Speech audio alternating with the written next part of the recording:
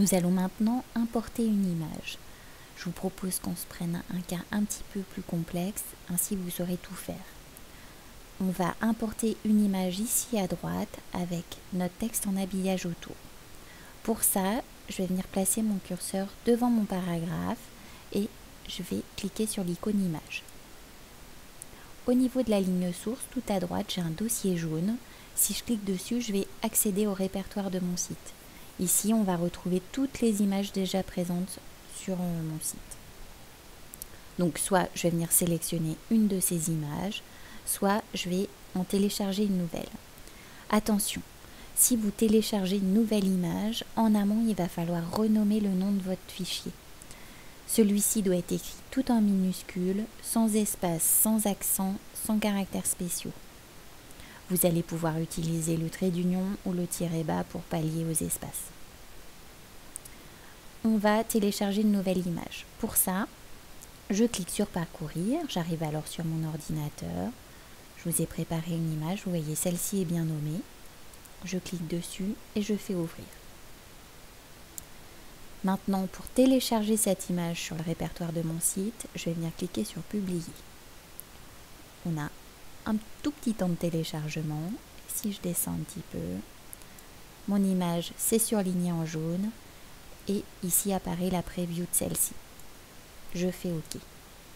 Ensuite, on a plusieurs paramètres pour cette image. Je vous propose qu'on insère tel que, on reviendra dessus après. Je clique donc sur insérer. Mon image s'est bien importée où je lui ai demandé. Je me rends compte qu'automatiquement mon texte ne vient pas en habillage autour. Je me rends compte aussi que mon image est peut-être un peu grande. Donc pour revenir sur mes réglages, je clique sur celle-ci et je clique sur l'icône image. En bas, vous avez la preview de ce que donne votre image vis-à-vis du texte. On souhaite par exemple garder notre image à gauche mais que notre texte vienne en habillage autour. Pour ça, au niveau d'alignement, je vais venir sélectionner gauche.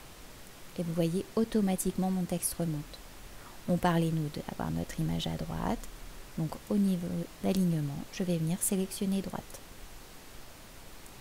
Ensuite, on a ce qui concerne la taille de notre image. Ici, on est en pixels.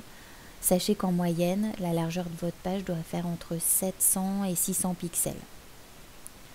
Moi, je pense qu'ici, 300 pixels vont suffire. Au niveau de la largeur, je ne vais rien mettre au niveau de la hauteur, ça va venir se recalculer automatiquement. Ainsi, je suis sûre que mon image ne sera pas déformée. Histoire que mon texte ne soit pas collé à mon image, je vais venir mettre un espace entre les deux. Pour ça, au niveau d'espacement, je vais mettre un espacement ici à gauche, étant donné que mon image est à droite, et je vais mettre 10 pixels. Et je fais OK. Mon image est bien venue se placer à droite, avec un petit espacement vis-à-vis de mon texte, qui lui est bien en habillage autour. Je veux voir ce que ça donne sur mon site. Je clique sur appliquer.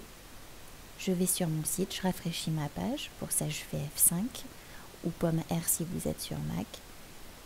Et mon image s'est bien importée à droite.